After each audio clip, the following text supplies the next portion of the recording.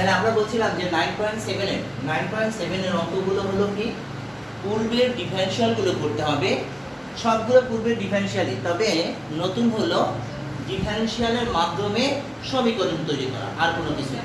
তাহলে পূর্বের ডিফারেনশিয়াল গুলো যারা ভালো পারবে তারা 9.7 এর অঙ্কগুলো ভালো পারবে, কারণ পূর্বের ডিফারেনশিয়াল গুলো থেকে সমীকরণ তৈরি করা ইজি। ঠিক আছে, তাহলে আমরা দেখব সেটা কিভাবে আমরা সমীকরণ তৈরি করব।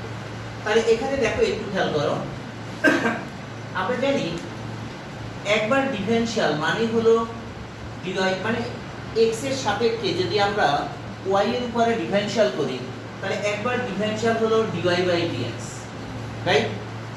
এটাকে আমরা সাধারণত y1 দ্বারাও প্রকাশ করে থাকি, আবার এটাকে আমরা ফাংশন দিয়ে যদি প্রকাশ করি তাহলে এভাবে প্রকাশ করি।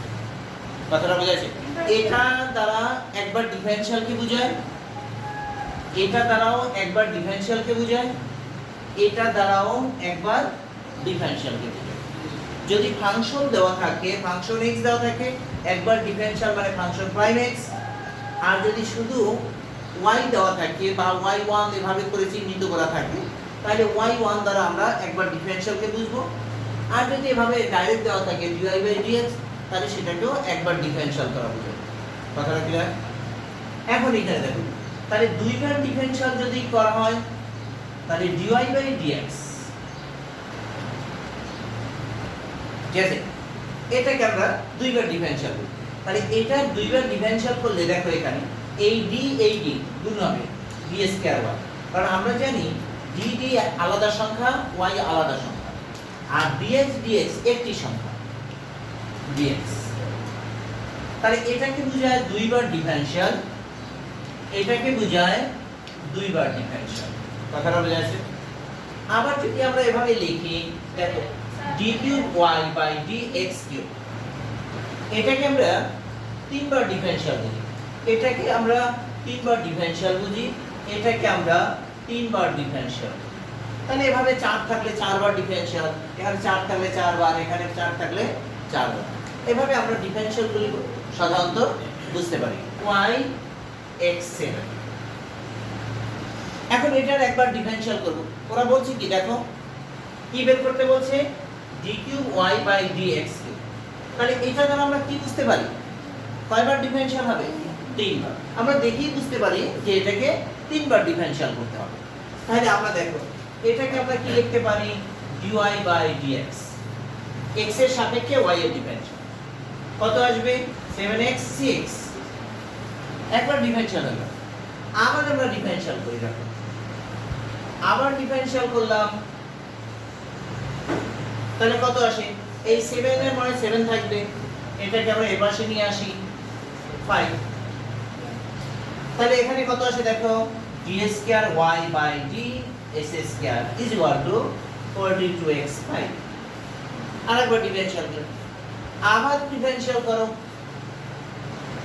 dy বাই dx, তাহলে এটাকে আমরা লিখতে পারি 42x5 এর ডিফারেনশিয়াল কত, 5x4।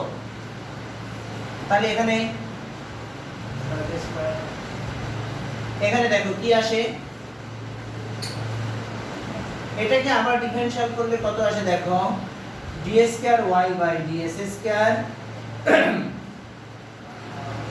আর এটাকে আমরা ডিফারেনশিয়াল করলে এই 42 দুটো সংখ্যা বাইরে বের করে রাখো, x5 এর ডিফারেনশিয়াল কত, 5x4। তাহলে এখানে এটাকে গুণ করে দাও, d cube y by dx cube is equal, এটা গুণ করলে আসে 210x4। তাহলে 3 বার ডিফারেনশিয়াল আমাদের হয়ে গেল।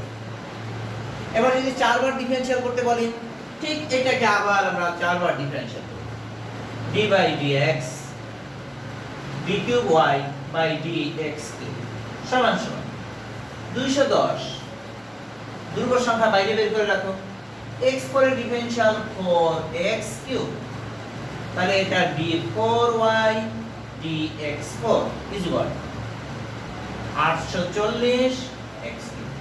ডিফারেনশিয়ালে মানে ক্যালকুলাসের অঙ্কগুলো এটা এডমিশন টেস্টের জন্য খুবই খুবই উপকার, এই কথাটা বারবার বলছি, ঠিক আছে? এটা যেভাবে হোক, মানে কি তোমার জিনিসটা হলো বইয়ের অঙ্কগুলো পারবো এমন কথা নেই, ডিফারেন্সিয়াল শিখতে হবে, যে কোনো অঙ্ক দিলে তুমি পারতে পারো, ঠিক আছে?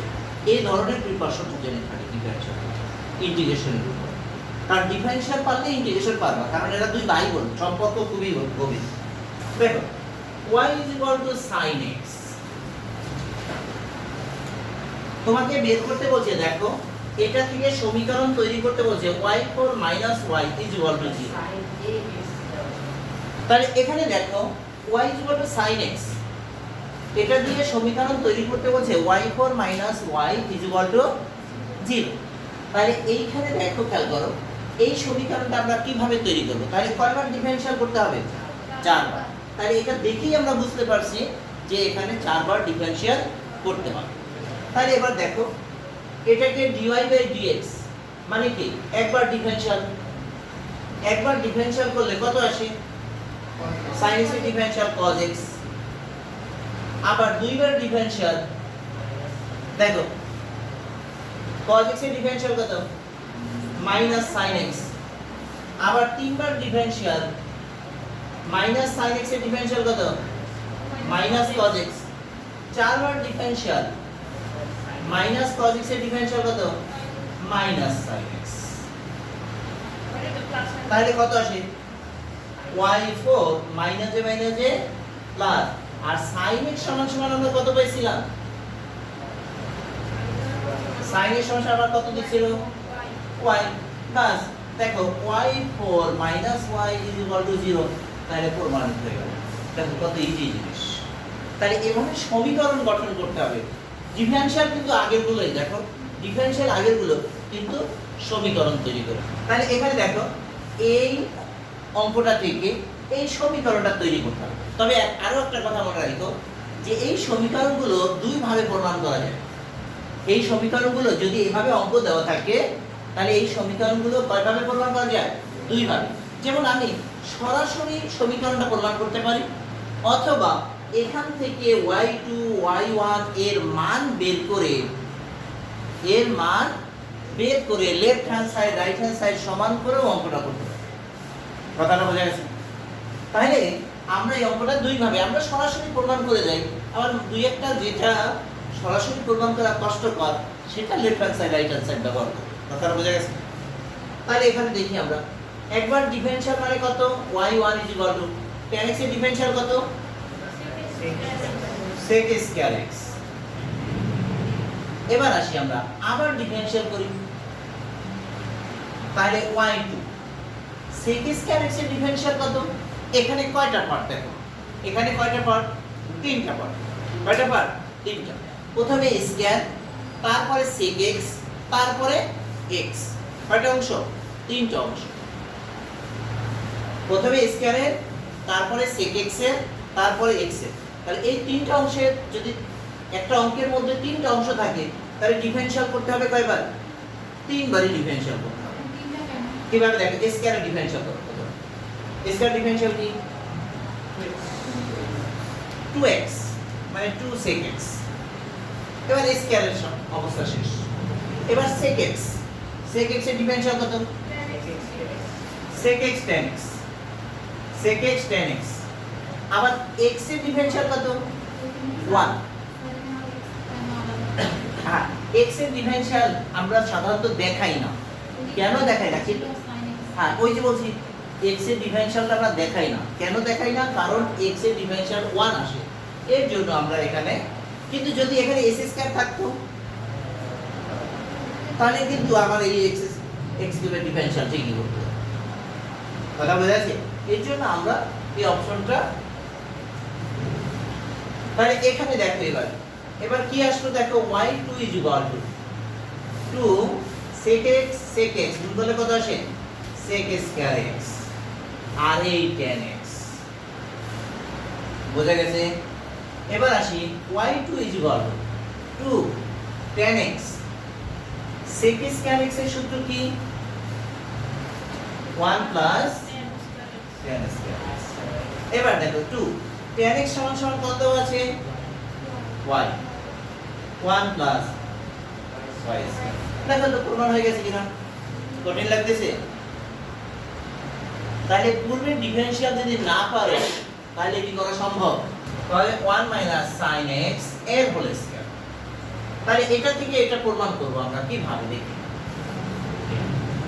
তাহলে এবার দেখো একবার ডিফারেনশিয়াল করো y1 tan x এর ডিফারেনশিয়াল কত sec স্কয়ার x। আমরা জানি যদি যোগে থাকে মানে দুটো পদে বিভক্ত ভাগ থাকে বা তিনটা পদে বিভক্ত থাকে তাহলে প্রত্যেকটাকে আলাদা আলাদা করে ডিফারেনশিয়াল করতে হয়। তাহলে tan x এর ডিফারেনশিয়াল কত sec square x, sec x এর ডিফারেনশিয়াল কত sec x tan x। ঠিক আছে sec x tan x। এর বুঝতে সমস্যা আছে? এখানে দেখো আমরা একটু ইচ্ছা করলে এখান থেকে একটু ছোট করে নিই। ঠিক আছে sec স্কয়ার x মানে 1 বাই cos স্কয়ার x।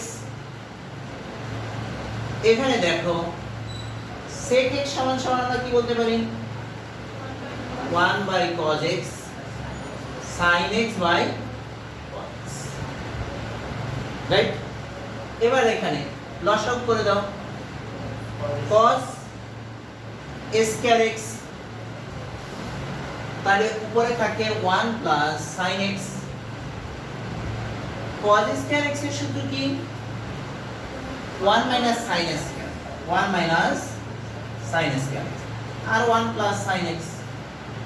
এবার আমরা দেখো খেয়াল করো উপরে নিচে স্কয়ার মাইনাস বি স্কয়ার সূত্র পড়ছে না এটা নিচের অংশটা। তাহলে স্কয়ার মাইনাস বি স্কয়ার সূত্র কি sin x 1 minus sin x 1 plus sin x। তাহলে দেখো এটা এটা কাটা যায় রইলো কি উপরে রইলো 1 নিচে রইলো 1 মাইনাস sin x। এখন যদি আমরা এখান থেকে ডিফারেনশিয়াল করি এটার পরের line y1 1 by 1 minus sin x। এখন এখানে সুবিধাটা কি দেখো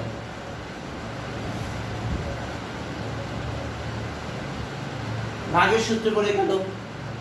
আমরা যদি এটাকে আবার ডিফারেনশিয়াল করি এই অংশটাকে আবার ডিফারেনশিয়াল করি তাহলে y1 এর ডিফারেনশিয়াল কত y2।